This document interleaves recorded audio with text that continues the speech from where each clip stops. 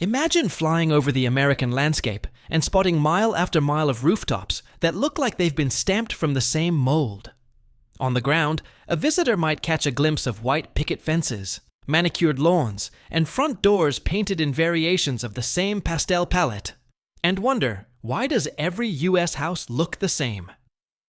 This question takes us on a journey through decades of history, policy, economics, and cultural aspirations, revealing how the American dream was shaped, and in turn, shaped the very bricks and mortar of our homes.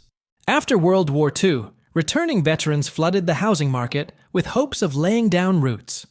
The government, eager to prevent another housing crisis, passed the GI Bill and poured funds into the Federal Housing Administration, FHA. These policies standardized mortgage requirements and set strict building guidelines, minimum lot sizes, setback rules, roof pitches, even the width of driveways. Suddenly, developers found it simpler and cost-effective to build the exact same house over and over, rather than inventing new designs for each plot. With FHA-backed loans, families could buy homes more affordably, but the homes themselves were born identical, all to satisfy the precise measurements dictated by federal policy. Levittown, New York, often called the birthplace of suburbia, perfectly illustrates this shift. William Levitt's company cracked the code for mass-producing houses like automobiles. Assembly line construction. Workers moved from station to station, each performing a specialized task: install the windows, fit the doors, lay the shingles, until 1,200 homes sprang up in a matter of months.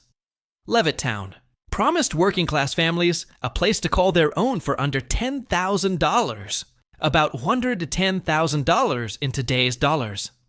But this miracle of efficiency meant that customization was nearly impossible.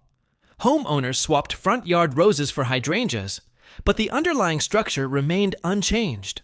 For millions, that formula was the ultimate dream, but it also planted the seeds of architectural monotony. Fast forward to the 1970s and 80s, when zoning laws and homeowners associations, HOAs, tightened their grip. HOAs began enforcing covenants to maintain property values. Fences couldn't exceed 4 feet, garages had to face the street, and lawns needed to be trimmed to a specific height. Zoning boards separated residential from commercial zones and set minimum lot sizes that discouraged varied layouts. The net result? Neighborhoods began to resemble one another, not only in house style, but also in overall feel, a sanitized, homogeneous environment with little room for individual flair. For many residents, this predictability brought comfort and safety. For others, it smothered creativity. Yet beyond policies and regulations, human psychology played its part. After decades of upheaval, Great Depression, world wars, economic crises, Americans craved stability. A single-story ranch home with a 2-car garage and a fenced backyard symbolized security, prosperity, and belonging. Developers, attuned to these desires, offered model homes that showcased the very embodiment of suburban success. Golden retrievers playing on green lawns, children riding bicycles, barbecues on sunny patios. Families saw these images in brochures and understood, this is what I deserve. This is what I want. Choices were narrowed not by force, but by the seduction of an aspirational lifestyle marketed with gleaming kitchen countertops and picture-perfect windows. To inject a human touch into this narrative, consider the story of Maria and Jamal Thompson, who moved into their Cape Cod-style tract home in 1992.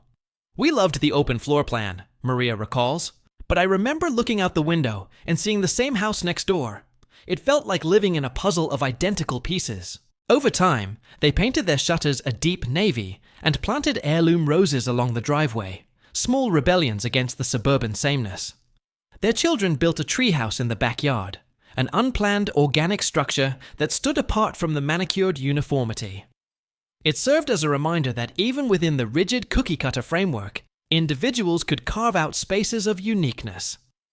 In recent years, however, the housing landscape is shifting. Millennials and Gen Z buyers, pressed by soaring urban rents, are rediscovering city living, while some retirees seek quieter, walkable communities rather than sprawling suburbs. Tiny homes, modular designs, and accessory dwelling units, ADUs are gaining traction, offering residents affordable alternatives that break the mold. Sustainable architecture movements champion green roofs and passive solar designs that clash beautifully with the uniform asphalt shingle aesthetic. Yet, these are nascent trends. The overwhelming majority of American neighborhoods still reflect the post-war paradigm of standardized construction. Moreover, technology is poised to redefine home building once again. 3D printing of concrete shells can produce bespoke floor plans at a fraction of the traditional cost.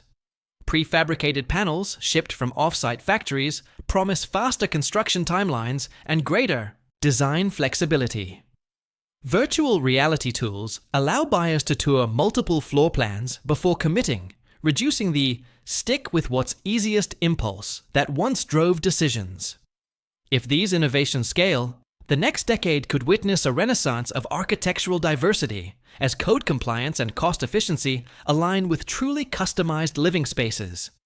Yet, perhaps the most enduring lesson from our journey is that the sameness of American houses reflects a deeper cultural story, one of collective aspirations, shared anxieties, and the constant tension between individual expression and communal belonging.